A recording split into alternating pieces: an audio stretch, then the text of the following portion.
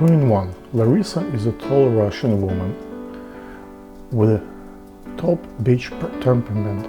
Her face radiates permanent anger for no visible reason. Maybe her life has not been so good, or maybe she's just following somebody's orders to hate everybody. I first met her a couple of years ago, walking my dog in the neighborhood. We were walking towards her, but before we got any closer, she started screaming, "Take your stupid dog away! My dog kills yours!" Okay, no problem. You want to avoid contact? That's fine. We have other dogs to play with. For time to time, I would see this angry woman and her aggressive dog from distance, and each time we choose the other side of the street to avoid her. Approximately a year later, passing through a narrow line, we found ourselves face to face. Surprisingly, both dogs behave almost indifferent, and woman dog is a big, hairy chow chow mix. It was end of summer, and the dog was covered with thick, dirty fur coat. Business is business, and a new customer for our grooming salon would be a good one. As politely as I could, I invited the woman to check out our services. She replied, "This grooming salon, do you mean on blah blah blah Avenue X? I was there once. It's the worst place I ever saw. The female groomer there is a bitch, and the male one shouldn't be permitted to work with animals. The reception there is nasty as hell, and the whole place is dirty." One can only imagine how I felt being the manager of the place. "Okay," I said, and backed off. 3 days later, I saw the woman in my salon. She was waiting for her dog to be groomed. It's easy to imagine how extent of my surprise. I called the receptionist into my office and asked her privately what this all about. "You mean Larissa in the waiting room?" asked the receptionist. "She'd been our customer for about 2 years.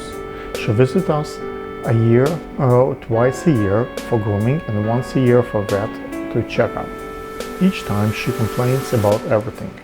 She argues with everybody. But then she comes back. No need to mention that she never tips the groomer or even give a smile or thanks.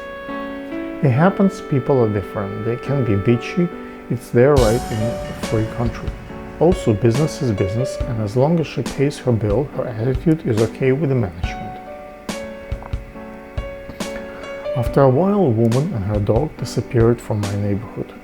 Curious about this strange customer, I checked her file and discovered that she had changed her address, but she continued to come to our office once and twice per year.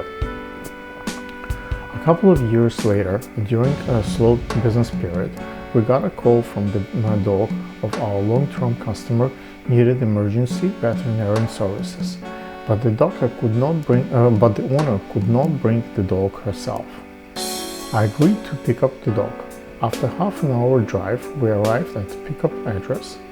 The technician who came to me for help carry dog downstairs called the owner to tell her that we have arrived. "I'll be home soon," she said, rather impolitely. 10 minutes passed, and then 15, still no one came. We called again and got angry response, "I'm coming." Another 10 minutes passed before my old friend Larissa turned the corner and approached the building carrying a couple of grocery bags containing jars of milk.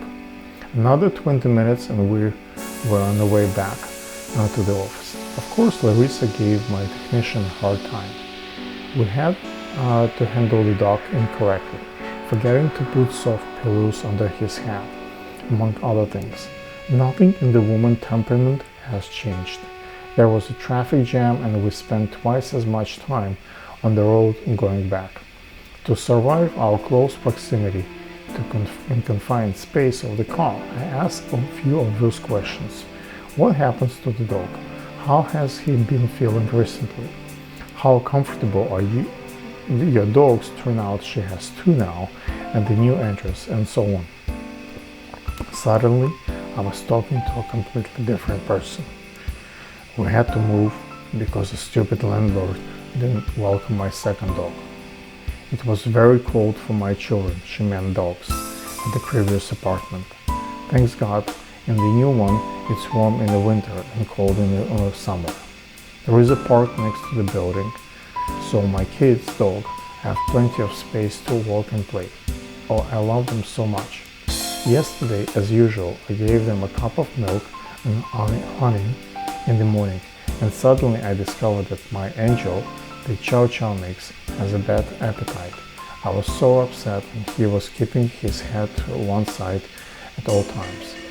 He's probably in pain because every time I touch his left ear, he would bite me.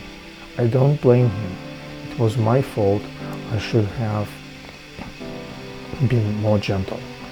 My other dog, she is such a sweetheart, it's upset her to see Max in a bad mood. There was no need for me to participate in the conversation anymore. Larissa just kept talking and talking about her dogs. She found a million of sweet words for them. How it could be that two such different personalities could coexist within one person? What do you think it's normal? I don't know.